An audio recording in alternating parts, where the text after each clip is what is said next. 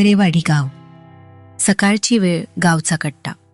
बबल्या आणि रंगा गावचा कट्टावर बसलेत आणि चर्चा चालू आहे. बबल्या बोलतो, उद्याच सभेत मी सगळं बोलणार आहे.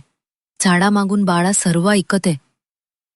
तेवढ्यात गावाचे सरपंच पप्पूशेठ गाडीवरून तिथे येतात आणि बबल्याला बोलतात, ए बबल्या, ऐकड ये. बबल्या आणि रंगा जातात.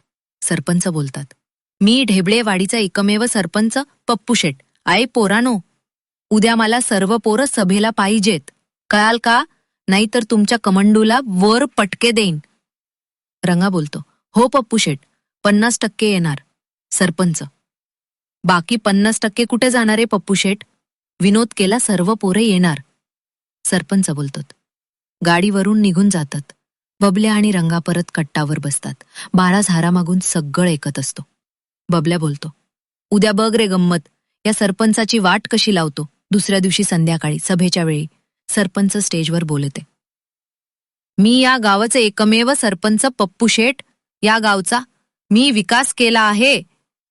तेवढ्यात खालून गर्दीतून बबल्या बोलतो, की गावचा विकास नाही, स्वतः तुमचा विकास केला आहे. कोण बोलाल रे सरपंच?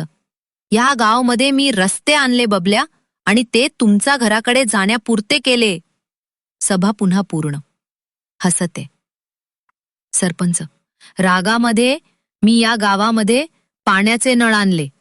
बबल्या, पण त्यात पाणी कुठे? सरपंच, मी या गावामध्ये दवाखाना आणला.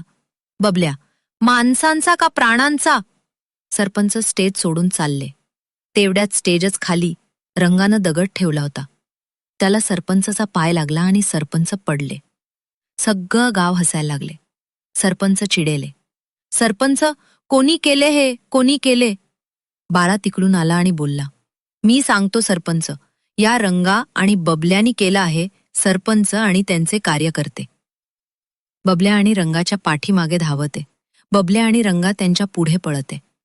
रंगा पळत पळत, बाळा तू भेट, तुला 12 गावच पाणीच पाजतो.